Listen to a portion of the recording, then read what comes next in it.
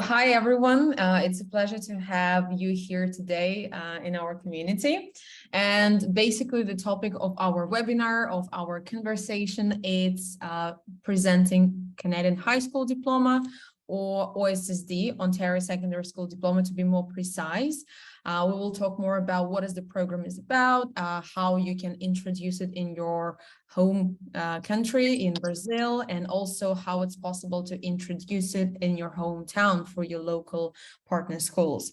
And we have Lori here today, the director of Canada Academy International. She will be telling us more about the OSSD program itself, as the one to be knowledgeable the most. As we are Ederson and me, Natalia, present and educate online, we will talk more in the way how it's going to be possible in the whole ecosystem of the partner schools. So just moving on, I guess it's important to mention why we're here and why we are talking about the international curriculums that it's possible to present in Brazil. It's just because our global mission is to provide high quality school education to students in any part of the world, no matter where you are, whether you are in Canada, whether you are in Brazil, whether you are in some small town in Africa. It doesn't really matter. It matters that everyone has an equal opportunity to get the high quality education and then continue your path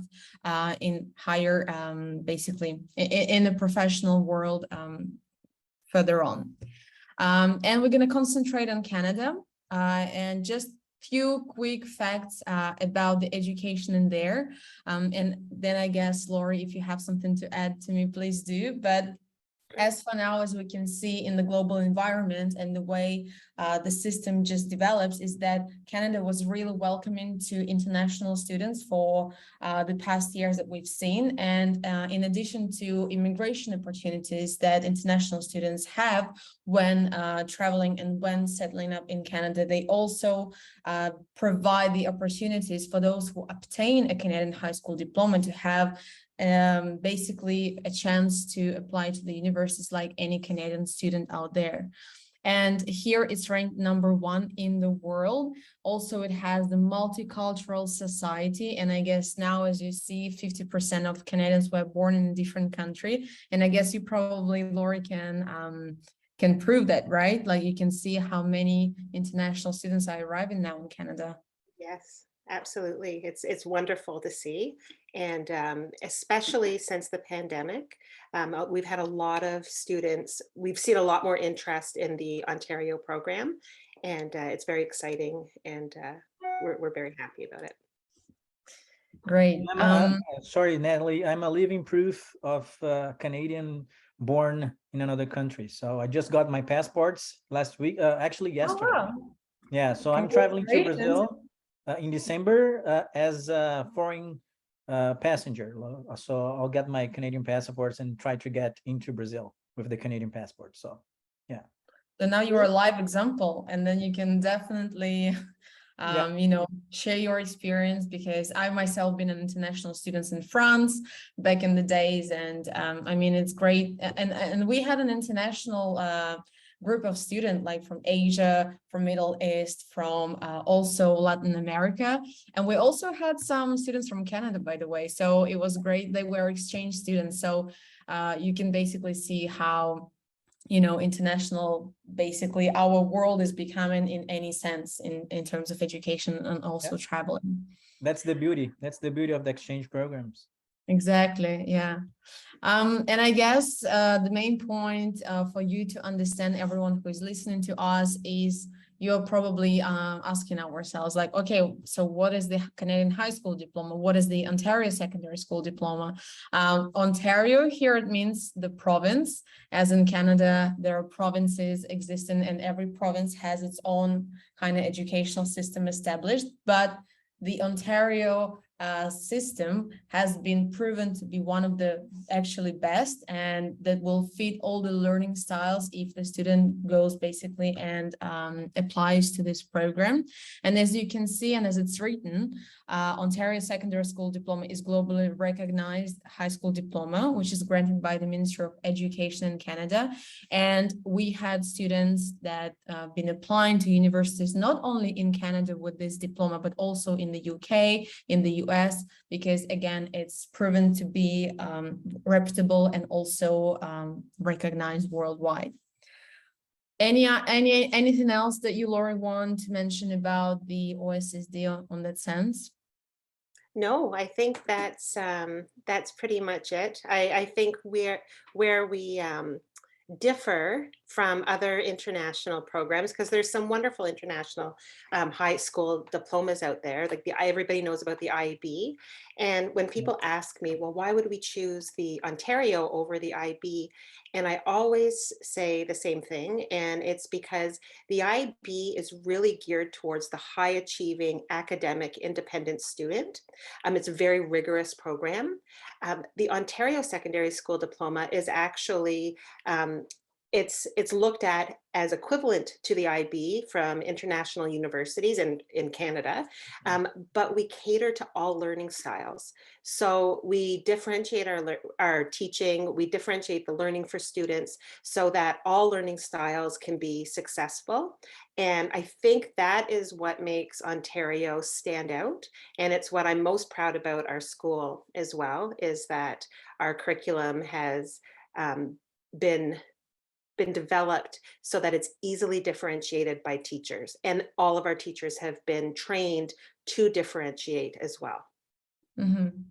And this is especially helpful for students who English is their second language, because they do need the curriculum. Often they need the curriculum differentiated and able to show their knowledge in different ways. And it's proven to be very successful. Mm-hmm.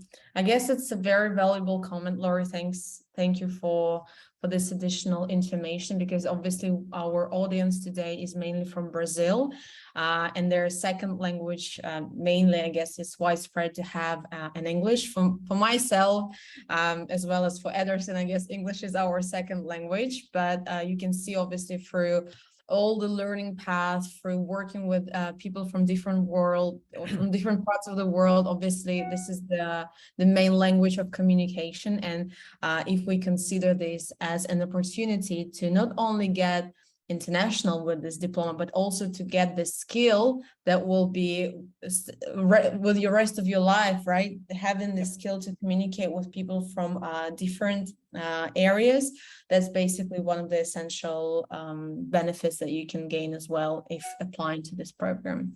And a quick question, well, not a question, but just an observation. In Brazil, we can notice there is a trend in our private schools, especially. Mm-hmm. Those private schools are becoming like bilingual, as they say, right? And I think they can see a need of those students, especially in Brazil, to pursue studies abroad, right? So they start offering bilingual classes since the kindergarten. So some schools are already offering those bilingual subjects. So they go to school and they have either half time of Portuguese, half time of English. Some schools have 100% in English. And I think if they start teaching them in English, of course, they will be leaning to get a dual diploma and offering not only the Brazilian high school diploma, but also offering those students getting into a high school another diploma abroad. So they can apply for universities, let's say US, Canada, UK. Mm-hmm. But of course, they need to understand that they have to have an international diploma, because if they stop only with the Brazilian diploma, it's going to be even tougher for the students to be accepted, which is it's a bit different in Brazil, because in Brazil, you choose the institutions to go to. So you have a national exams, and if you pass those national exams, you get accepted. But here in Canada or US, it's different, because the institution chooses the student. Mm-hmm. Right? So that's the main that's the main focus that we are trying to apply on those schools. Yeah. And then also it's the point to stand out, right? To work on your portfolio, Yeah. to kind of gain this knowledge, because obviously, and what we're trying to explain as well, that applying to the program of OSSD is not only about, you know, the diploma, like the paper that you get, but it's also a preparation prior to the, you know, higher education in Canada. Either it's going to be the college or university, because and for myself, I can see that basically the schools out there and the universities, they try to develop the skills of being autonomous, of being proactive, of developing this initiative in students. So when they are there as adults in the professional world, they have these abilities to kind of go and research and communicate, rather than just always expect that everything will be done, you know, by someone for them. So I guess that's one of as well of the kind of benefits that the program is trying to talk to you, in that sense that, yeah, you're going to be proactive, get ready for stepping out there in the world and continue your education in institutions of right in Canada. Yeah. Great. So I guess if we are, I guess we, it's what, like 15 minutes that we've talked, but we mentioned already quite a few benefits of the program that might give to students and families as well. But in terms of what is the system, how is it represented, what kind of also additional benefit it can give to you. And you can see here a few points in terms of the flexible credit system. Credit system is something that used quite common in Canada as well as the United States. So that's basically the system that is built upon kind of, let's say, credits as a certain grade that you get, a certain point that you get in order to graduate successfully. In terms of the Canadian high school diploma, the minimum for high school students is 30 credits. So, and we basically need to understand that if you are applying to the OSSD, and that's, you're going to get the grade 12 subjects, and it's very important to have prerequisites. That's something that we've been talking quite often with families to explain how it works. And I guess that's something Lori what was talking as well to myself back in the days, explaining that in order to actually apply to this to this program of OSSD, you have to have a certain background. And that's why we're talking about parallel of parallel studying simultaneously in Brazil and Canada, because you have to have this foundation of fundamental knowledge gained already in Brazil, so you would be able then to apply in Canada. Maybe it sounds very broad at the moment, but it's quite easy to understand. And the minimum of credits that you require at 6, plus the literacy course that is now it's now required by the Ministry of Education. That's right. So yeah, and about the pathways. So as you can see, and that kind of connected to the flexible credit system in terms of if you are enrolling for the grade 12 subject, the grade 12 year to obtain the OSSD, you have the choice to kind of choose what pathway, which direction you want to go for, because this is the year that is supposed to prepare you for the university or the college, for your future profession or future direction that you choose. And here among all the pathways, we told you that it exists engineering, science, computer science, business, media arts, and school as Kanata Academy is always there to help you kind of choose and build this study plan. So it basically answers your needs, right? But I guess all the requirements that are quite common for all the pathways is always math and English. Am I correct, Lori? For up until grade 11, students have to take math. All the way through, they have to take English. But depending on the pathway they choose for grade 12, it depends if they need math and science, or and so that's where we help students pick their courses. And that's where the prerequisites come into play. So for example, if we have a student who comes to us just in grade 12 and they want to go into engineering, they want to apply to the University of Toronto for engineering. That means for grade 12, they'll need to have their math, their English, and their physics and their chemistry. And so if they don't have math, physics, or chemistry in grade 11, that in their equivalent of grade 11 in their national curriculum, then they would take those grade 11 courses with us the first semester so that they could take the grade 12 ones the next semester.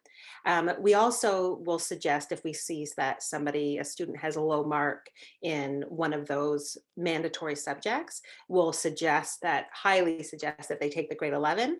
And it's really so that the student is as successful as they can be. I've been in education for 25 years now, so I know when I'm looking at a transcript, if a student's going to be able to be successful. And our goal is that every student leaves us with all the tools they need to be successful in university or college. Lori, a quick question. So when is the best time for them to start studying the dual diploma, like with you guys and their local schools in Brazil? So there's a few different ways to do it. We have some schools who only run the grade 12, and with that, and I say only run the grade 12, but there's always students who need some grade 11 courses. So because oftentimes students will decide in grade 12, oh my goodness, I really want to go into medicine, and I dropped science in grade 10. And so then they have to make up those courses. So I always highly suggest schools start in grade 11. It's not mandatory that they do. And some schools will start for their first year and they'll allow students to start just in grade 12 and then other students start grade 11. And then moving forward, they have students start in grade 11. But with the dual diploma, what happens is that we give equivalency credits for the student's national curriculum. So Okay. this makes it possible for students to earn their Ontario Secondary School Diploma without getting as many Ontario credits. So for example, if a student has done grade 9, we are able to grant, in their national curriculum, we're able to grant 8 equivalency credits for the Ontario curriculum.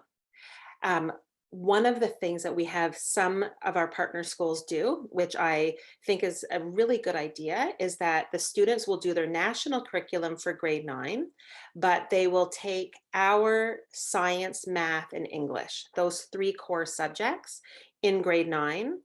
A school can have them do it in lieu of their national curriculum, or they can do it on top of it. So we've done it many different ways. We're very flexible, and we work for each school community because every community is a little bit different. Yeah. And then they do the same for grade 10, the math, science, and English. And then we grant the equivalency credits for their national curriculum. And then in grade 11, they can do the same, actually. They could do 4 credits with us. And that would be like the English, math, because in Ontario, students have to have math in grade 11. And in many countries, so it could be English, math, and then prerequisites for their pathway that they'll choose. Yeah. And so we do thorough training for the schools and for the teachers and the admin so that they're able to guide their students when they are interested and want to register. Yeah, I'm asking that because the way that I picture is the students will go to schools in Brazil from, let's say, 9 to 3, and after that, like 2 days a week, let's say, they will stay there until 5 p.m., let's say. So they will have 2 hours per day doing the OSSD, starting on grade, let's say 9 or 10. Of course, Yes. it depends on the school schedule and all that stuff, but I think that's the way we don't get as many information as the student can handle. So if Yes, they go like exactly. going easy on the beginning, like grade 9 and 10, then they can get used to the schedule and saying that on Tuesdays and Thursdays, I'll be at school 2 more hours to do my Canadian diploma. That's the way that I'm Exactly. picturing. But of course, Yes, and I I will have rely schools on that you. do that. Yeah, no, that's a fantastic idea. And we have partner schools that do similar. Mhm. And then we also have some partner schools who the students do it at home as well. I have been in online learning actually since 2002. So this is before people even knew really about online learning. And Wow. so I've seen it progress a lot. And over the pandemic, it's really progressed. But because I'm an educator as well as the director, I was in the online learning. There are certain things that need to take place for students to be successful. So one of the things that agents will probably hear from schools that, because a lot of schools might have had a bad experience with online learning. And so they're like, how can students learn this way? Well, we've put so many strategies in place to make sure that it's successful. And we're actually right now probably the only school in Ontario that's doing all of this. And I'm sure everybody will jump on board shortly. But for example, we have unlimited live tutoring for the students. So every student can get on with, and they can actually, I don't know if Spanish is one of the languages in Brazil, but they can actually ask for a Spanish tutor, a French tutor, or an English tutor. And they can use that actually for their national curriculum as well. It's not that we don't tell students, oh, you can only use it for your courses at Canada Academy International. So they have access 24 hours a day, 7 days a week. On top of that, we do offer packages with live classes on Zoom from our teachers. Some partner schools choose to do that a couple times a week or 4 times a week, depending what they prefer. But having the students also in a classroom with a teacher facilitator at the school in Brazil is also very worthwhile. And students, because we work as a team with the other school, my teachers work with their teachers, we invite them to all of our professional development throughout the year. So it's beneficial for the schools as well because they get free professional development for their teachers throughout the year as well. Nice. So yeah, and so we've put all these strategies in place, lots of communication. They feel like they're part of a community. We just actually started we do virtual clubs throughout the year. And so all of students from all around can join. So we're doing an anime club right now, a book club, a health and wellness club. I can't remember what the math club, actually, I was surprised. So we put out a lot of clubs for students to sign up for, and these are the ones that filled up for this month. And the math club was one of them. And we also do other things, and schools will benefit from this as well, is because, for example, we're doing the Wharton Business School has an investment challenge it's a worldwide investment challenge for secondary school students. So we put in a team. And so our students are from everywhere that are on the team: India, Nigeria, Tunisia. And we are actually, I think there's 200 teams, and we are in the top 10 right now. And so, which I did not expect to happen. And so we're already talking, we're like, well, what are we going to do? Because I think we have to go to Pittsburgh if we get to the finals. And so students can opt to do that if they want to. So yeah, so we try to give them as much of an experience as we can. It's not just the online course. Yeah. And the school has access to all of our curriculum, all of our content, our learning management system. They have access to the grade book, just like our teachers do. It's very hands-on. And it really makes it affordable for students to get their Ontario Secondary School diploma, because if students come over to Canada, and we have a couple campuses here as well, and so, but it's very expensive. Not every student can do this. Not every family can afford it. It costs upwards of, with homestay, it's like $40,000 to $50,000 a year per student. Yeah. And so this is just like a fraction of that cost, and they get the exact same curriculum that we do in our day school. There's nothing different about it. So, and they get the Ontario education number, just like they would here in Ontario. So they're considered domestic students when applying to university in Ontario. And this is huge because in Canada, and each province, they have to save 80% of their spots for domestic students.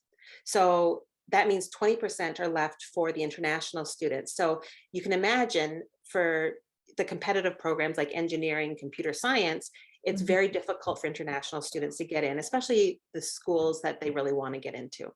And so this opens up the doors greatly.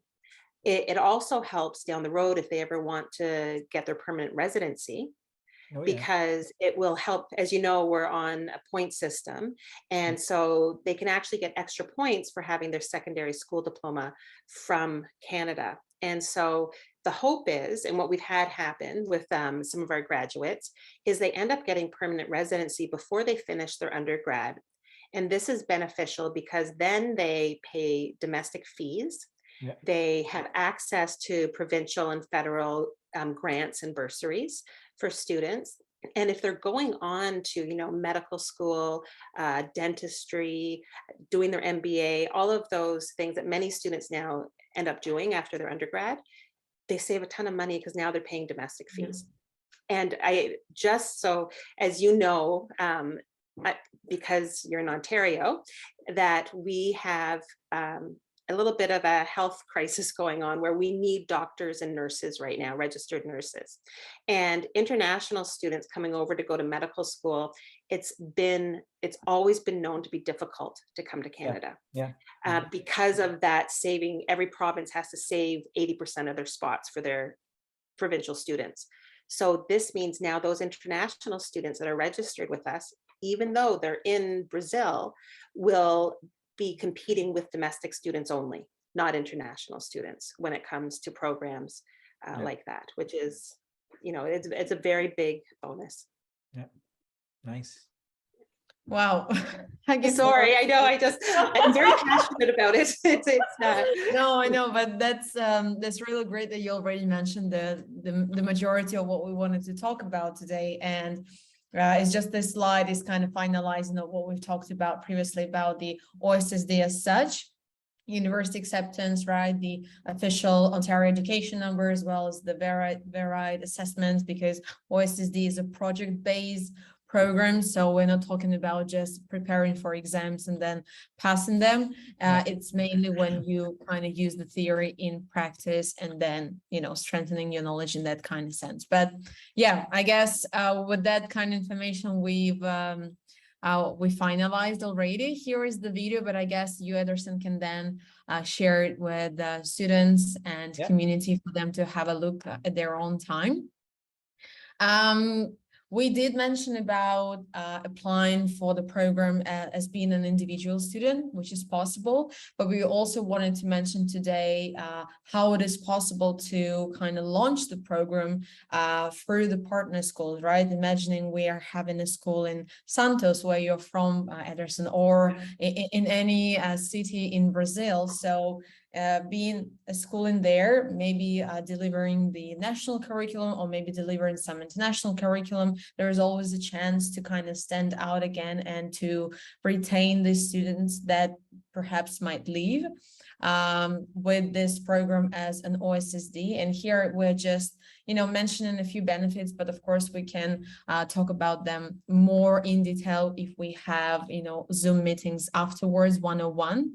But basically the way and what Lori mentioned is that our approach is to be the whole team, not just, oh, okay, we sign an agreement and we off you go, but it's more about creating the community where we can all work together, teacher facilitators with Canadian teachers, students, being as a whole community in Brazil there and supporting each other with all the sources, as having the unlimited live tutoring, with having the access 24 hours to the LMS system, to have this communication and feeling that they are part of a Canadian school, even if they are in Brazil.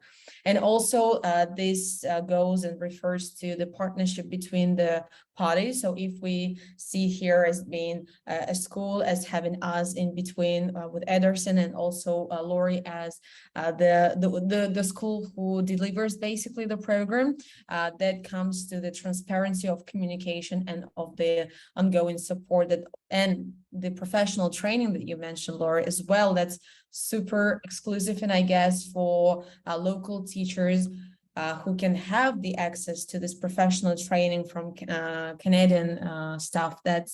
I guess that's great. And of course, we, as business to business, we are talking not only as, as an agency to a student, but also as an agency, let's say, to a school. That's basically an additional revenue for every entity that introduces this. this program. So yeah, 360 approach benefits for all the stakeholders. That's something that we are, standing for, and we will be only happy to explain it more in details, but I guess we can do that for explaining how it works. And again, just saying what are the parties of the whole system, which are the students, teachers, and admin. I don't think we're going to get into every single point on the slide, but I guess maybe you, Lori, can mention again what Canadian teachers are doing from their side, and who are those teacher facilitators in the local schools, so we can kind of get this clearance in between the parties and the structure. Sure. So with our school, we have our lead teachers, our lead subject area teachers. So in math and science, English, and then the social sciences, French, because we offer that as well. And then the teacher facilitators at the partner school, they will have their teachers at the school, and they are able to be subject area experts. So if, the science teacher would be able to easily teach a lesson in physics, because we actually provide the lessons. It's an interactive lesson. The teacher can deliver it, and then our teachers mark all the assessments. But that doesn't mean that the teachers in Brazil don't have a say with anything, because they are the ones that are in the trenches with the students. And so there's constant communication between our teachers and the teachers at the partner school. And because sometimes, there's reasons that students might not do well, they need to redo or whatever. And so we work together just like you would team teach in a regular school. One of the things I wanted to mention just really quickly, it's and I don't know in Brazil if they already offer different curriculums at schools. Like, I know in India and Nigeria, they offer, in actually more countries than that, they offer the IGCSE. The UK curriculum has gone everywhere over the years. And no, it's usually just the national curriculum. Just the Brazilian one. Well, Okay. we have some schools in Brazil, private schools that apply the Canadian curriculum, but I'm not sure.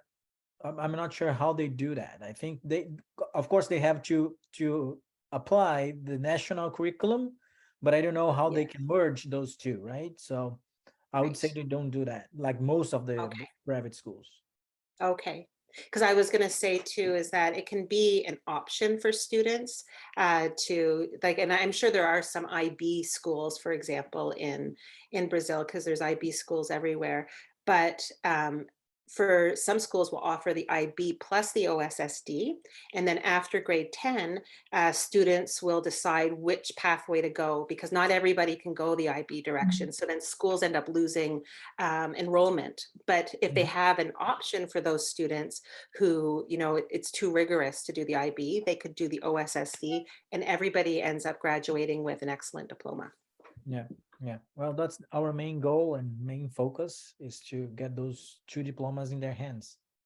Yes, exactly. All right. I was just going on till because I can see that we've been already for 40 minutes here live. So basically we can talk, I guess, for hours about the program and obviously the benefits and the way it works. But these questions are always best to go in detail. If you have this request, just feel free to contact Ederson and then we will connect all together. But I guess just by finalizing and stepping into this very frequently asked questions, so we can perhaps then elaborate on these topics as well. So we did mention about, again, going for this program as an individual student as one of the options. And then Laura mentioned that you can go self-paced. You can then have a package of live classes.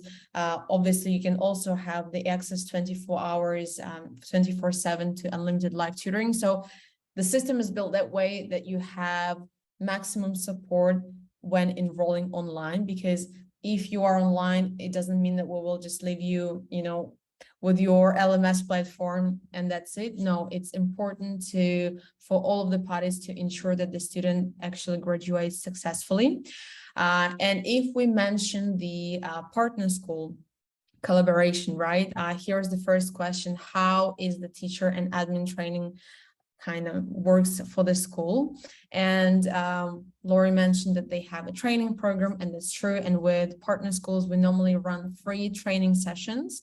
The first one is supposed to just introduce you to an LMS platform, to introduce you to the Canadian high school diploma, to how it works, what is the program is about, what are the pathways, and everything fundamental about the program itself. And then the second training is basically based already on the practicum, let's say, when you kind of have the access to the platform, you can see what you can access, where is the performance, what does the profile looks like. So everything that will help you then answer the questions if the student will have them on the ground. And then the third training will be, focusing more on refreshing right before you start. But again, because the communication is an ongoing thing and there are messengers created to keep this communication ongoing, of course, you can ask anything during the whole period of time. Is there anything else, Laura, you want to add on this? No, I think you've covered everything. My teachers jump online with the teacher facilitators at the other schools all the time. So they get to know each other very well, and we support everybody, and it makes it more successful the more communication between the partner school and us. Okay, awesome. Then I guess the second question, which is as well quite popular, is what happens if a student is not progressing well in a partner school? So here are, again, I guess, the strategies that already been established from all of the parties to make sure that through the communication, through the reports, through having that's why we need also the teacher facilitators, to make sure that they kind of have this control over the students while Canadian teachers are away, because of course we all can be connected to the platform, we can see the performance bar, but still the local school and teacher facilitators are those who can see the students on the ground. And with having these strategies already on the place, I mean, you, Laura, didn't have any problem before, right? Because your teachers, in case they react pretty promptly. Yes. However, I guess I would come here from a little bit of even before the students kind of complete the registration form for the study plan to be created. So here we have to be adequate. And again, to understand, okay, well, I want to choose, engineering as my pathways. So what was I doing before?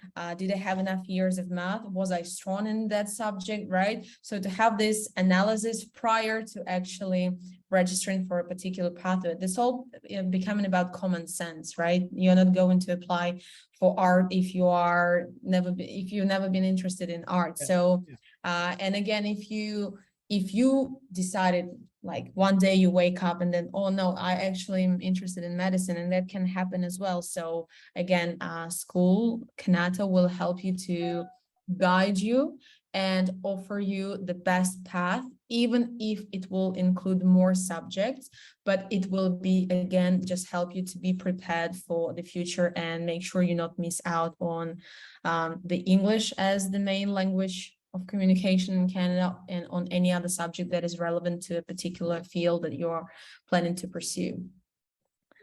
Yeah, anything, just anything else, if you want to add, go on, because I just might talk and talk and talk, but I guess it might be something that you would like to add. No, I just that when students come to Canada and they have a Canadian diploma, an Ontario diploma, it just means that they're more prepared for our education system.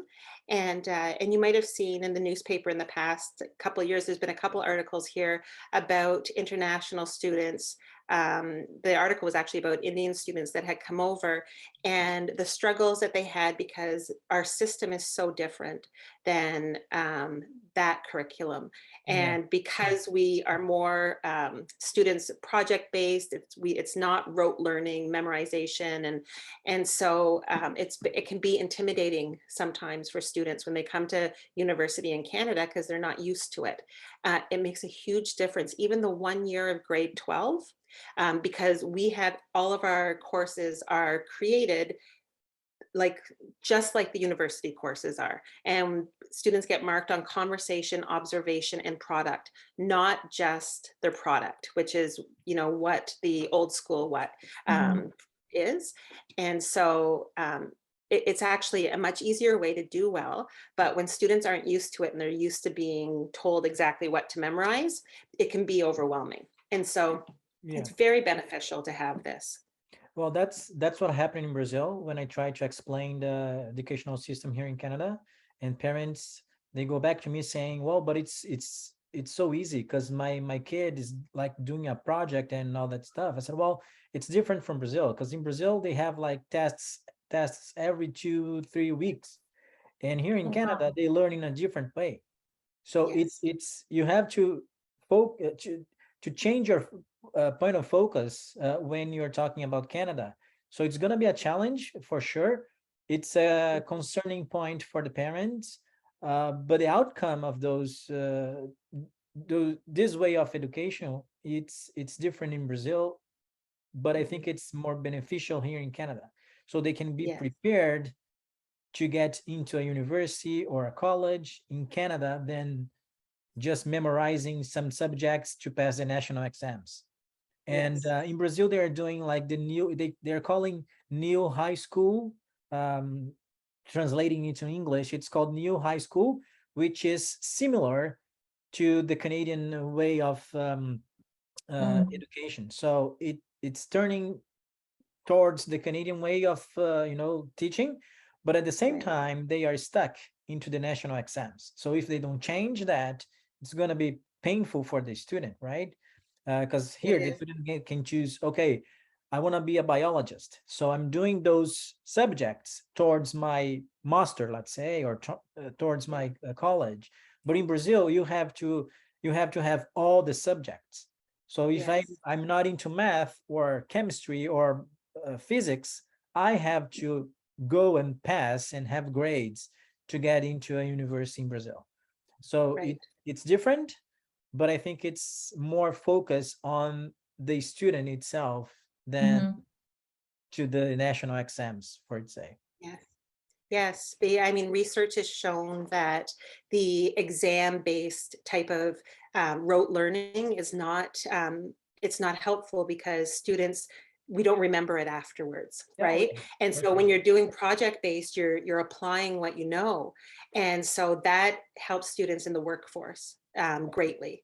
Like, Yeah. for example, Natalia, like with everything she does with doing the presentations and the business to business, these are all skills that she are project-based skills, like that she would have to have the knowledge and be able to apply it. And so that's where it's different. It is very difficult for parents, especially, to understand when that's what they've grown up with. Yeah. And we have come across that in a couple of countries. And the best way is with teachers. The teachers see the benefit right away. As soon as they start working with the curriculum, we've had so many teachers in different countries say, wow, like, oh my gosh, I want to do this. And but so for example, in India, they're really used to workbooks. And so if they don't have a workbook, they feel like their child's not learning. Yeah. And so what we did was we integrated the workbook into our course. Mhm. So they're still doing everything, but they have a workbook, which is making the parents feel a bit better, but eventually we'll be able to take that out. Yeah. Do you know what I mean? Once parents see how much their child's learning. Yeah. But We are so just we do things like that. yeah, we are pleasing two different roads. We're pleasing the Yes. parents, but we also Yeah. have to please the students. Yes.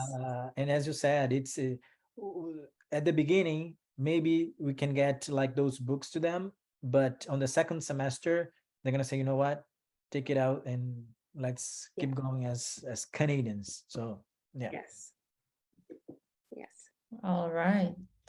I just put the other slide, just going on the questions that might be popular among our audience. And I guess here we will talk more about for how to actually study at the same time and how to combine with the national curriculum, because talking about grades 1 to 10, it's something that might be quite specific to every particular partner school that we can talk then 101. But here, as we mentioned, individual student taking an OSSD program, and here is right the main question of how we can do it simultaneously. And then you, Lori, already mentioned a way when students can start taking their grade 10 or grade 9 math and science from Canada and doing their national curriculum. So in that way, they are building their path towards the 12th grade and getting these prerequisites if needed.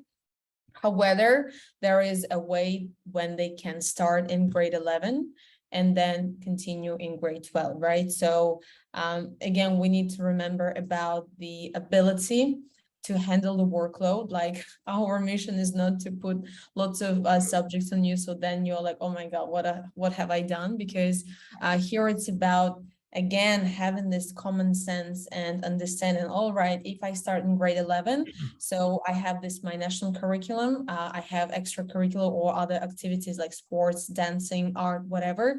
And then, well, yeah, I can handle a couple of hours more and take maybe 1-2 subjects from Canada and then continue in grade 12. Also, there is the way when you already finish your school and graduate from your national school and you're like, well, I'm ready to devote an extra year to kind of prepare myself before I move abroad. And that's a great opportunity because you are still staying home. You are not spending this crazy money on accommodation in Canada and living there. You can still be at your own home, but then getting this education as a prep step before moving. So here we can again be flexible, and we always take this individual. So every request that we are getting, we're trying to see, all right, so this is the situation, that's your background, what we can do to make sure that, you know, you get to your dream or you get where you want. So that's, I guess, the main point. It can be combination, it can be devoted full time, it can be studied at grade 9, it can be studied at grade 11. It can be really all individualized to a certain particular student. And I guess in terms of the admission requirements, I guess maybe here you can, Lori, talk about that to make sure that students understand what kind of prerequisites again before they step into the OSSD program. Sure. So we never turn away a student if they're willing to do the work that they need to take the program. So for example, if a student takes their IELTS, or we have equivalent language placement tests, and I know Educate Online has equivalent language placement tests, and this tells us where the student sits.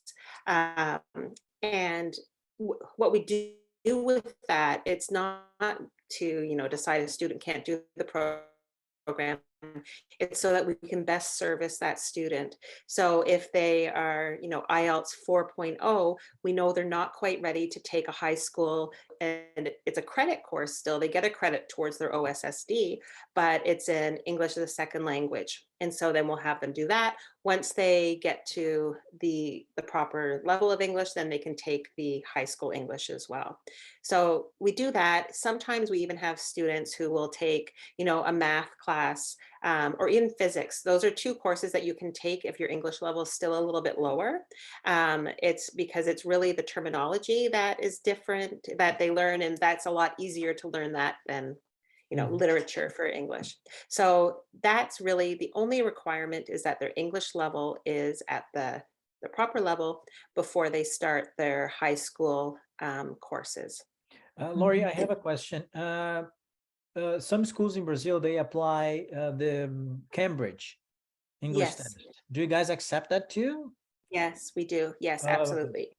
Yeah, Yeah. because some, as they are like bilingual, they apply those tests, and of course, if you can provide your English level for those who doesn't have the Cambridge would be awesome as well. But just Yeah, for them to know if they have the Cambridge, you can assess and decide yes, which level they are, exactly. right? Okay. Yeah.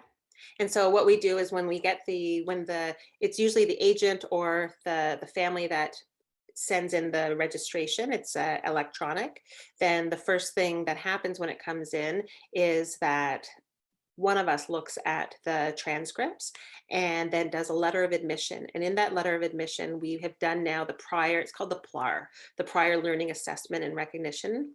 And so that's when we're able to say, we can grant these amount of courses for the student. This is how many they need to get the diploma. And this is how many they need to get to the path, admission requirements to the pathway they want. Because Okay. sometimes those aren't the same. Sometimes they might only need 6 credits to get the diploma, but they want to go into medicine, so they need some extra prerequisites. So I see. it increases. And sometimes parents will say, "Oh, you know what? Let's pick another pathway," and so that's important too if they don't want to spend the extra money. Well, And yeah, I think the good part is that they're gonna get the support from you guys, right? yeah, And that's the main concern that they will have. And we yes, tell them we're gonna get all the support you need, either schools, teachers, and students. So it's all covered, right? So it's a good yes. point. And we always say, like, to the partner schools, like, our job is to service the teachers and the students Yeah, and to make sure that they have everybody has everything they need to, successfully do their job and to successfully get through the curriculum. amazing. Awesome. Thanks for these additional comments as well, which are quite valuable in terms of what are the requirements that students have taken into consideration before, and maybe they can anticipate some things prior to that, like English test and preparation. But in any case, we are here to assist, to advise, to consult, and to make sure you have all the prerequisites before enrolling into the program. Yeah. And I just want to finalize our presentation, our quite an insightful webinar today by just saying what makes us better, or what kind of benefits that you're going to gain by enrolling with us. And one of the things that we mentioned, it's the professional development for the teachers. If you want to be a partner school, that's basically you are becoming a virtual community, and you're becoming a part of our family, a family of partners that we've been able to create this year. And also, which is great, Canada Academy International, they have a physical school. And Lori mentioned about this already. So in case there are some of you who wants to get this experience and can afford traveling to Canada, they can be also welcomed in the physical school in Ottawa.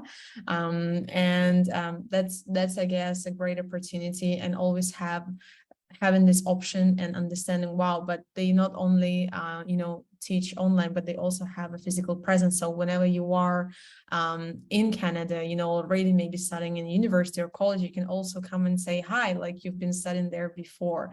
Like myself, coming back to my hometown, from time to time I'm coming back to my school, and there are still teachers who are there, and they remember, even though it's like 10 years plus that after my graduation, but it's still 10 nice years to plus. yeah. Well, Hey. yeah. It's a part of our background, it's part of our history. And one of the things that I'm thankful for to my school in particular, it's actually the English foundation that it gave to me. So now I'm able to speak, and I'm able to be fluent and to work and using this language as the main point of communication. But yeah, I guess that's something that we wanted to highlight today during our conversation. I guess if you, Ederson, have some other questions, or maybe there are some questions in the chat, in case there's someone. No, we don't have any questions here. For sure, I'll get to bug Lori a lot after that. But it's a good start. It's a good conversation. I think the webinar cleared up a little bit of our doubts, and it's a nice way to get to understand a little bit more, and of course translating it to those schools in Brazil. and offer them what they're are looking for, right? And I think it's a good opportunity for schools, the students, us, and I think educational worldwide has a lot to benefit those students anywhere in the world, right? Especially in Brazil, but anywhere in the world. Thank you so much, Yes. Lori and Natalie. Thank you. Thank Yeah. you, Wonderful to Ederson, see you. for organizing this. Yes, absolutely. Thank you.